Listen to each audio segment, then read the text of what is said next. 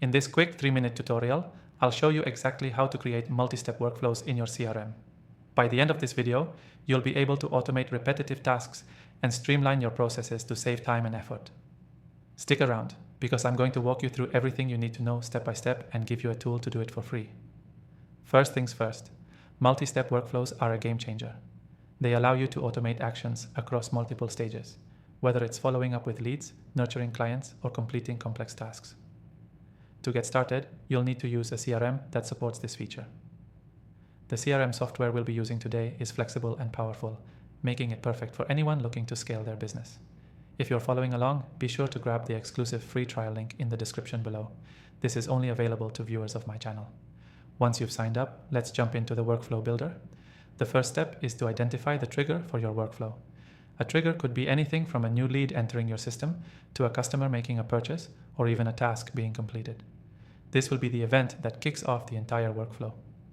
Now, create your first action. This is what happens immediately after your trigger is activated. For example, you can set it to send an email, create a task, or even update a field in your CRM. The key here is that the first action is the start of your multi-step process. Next, let's add more actions to your workflow. This is where you can get creative. Maybe you want to send a thank you email after a client books a call or create a reminder task for yourself to follow up. Each action should flow logically from the last one, helping you automate more and more of your business. One thing to keep in mind is delays. Sometimes you don't want the next step in your workflow to happen immediately. For example, you may want to wait a few days before sending a follow-up email. You can easily add delays between actions, giving your workflow a more natural, human-like progression. You also want to set conditions. With conditions, your workflow can adapt based on certain variables, like whether a customer opened an email or not. This makes your workflow even more powerful because it allows you to customize actions based on specific behaviors. Now, let's talk about testing. Once you've set up your multi-step workflow, be sure to test it. Make sure each action happens in the right order and that delays are properly timed. This is crucial to make sure everything runs smoothly when you need it to. To wrap things up, let's go over the key points. First, start with a clear trigger for your workflow.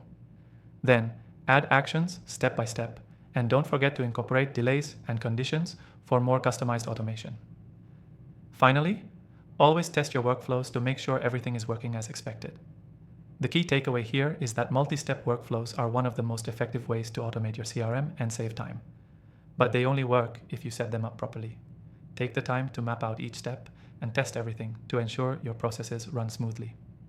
Before I close off, don't forget to grab your exclusive free trial link in the description below so you can start automating your CRM today. Thanks for watching, and I'll see you in the next one.